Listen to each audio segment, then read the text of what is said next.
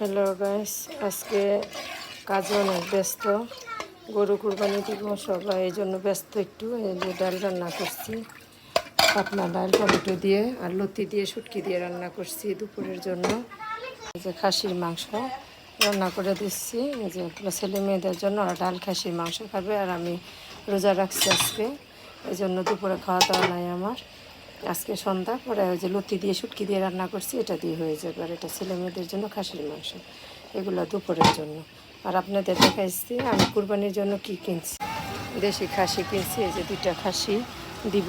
এই যে আমার কুরবানির গরু, এই যে আপনারা বলবেন কীরকম হয়েছে। এই যে আমার কুরবানির গরু, এই যে বুঝছেন আমাদের কুরবানির গরু। এটা কুরবানির গরু, একটা গরু 2টা খাসি আমরা সবসময় দিয়ে আসি। এই যে দেখেন গরুটা, গরুটা এগুলো দেখাইলাম। এই যে গরুটা কুরবানি দেবো, আর ওই যে খাসি 2টা।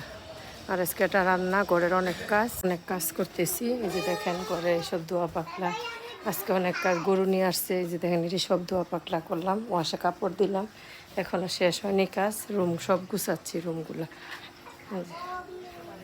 সব গুছাচ্ছি। দেখেন এগুলো সব গুছাইছি, এগুলো গুছানো শেষ, আর ওই রুম গুছানো শেষ। এই যে রুম আজকালকে গুছাইছি, আজকে আমার রুমটা গুছাইছি দেখাই। এটা আজকে গুছাইছি, আমার রুমটা আজকে গুছাইছি। যে গুছানো শেষ, এখন শুধু মুছামুছি করছে। এখন ঘর মুছে দিবে বুয়া খালা। এই যে ঘর মুছলে আমার পরিষ্কার হয়ে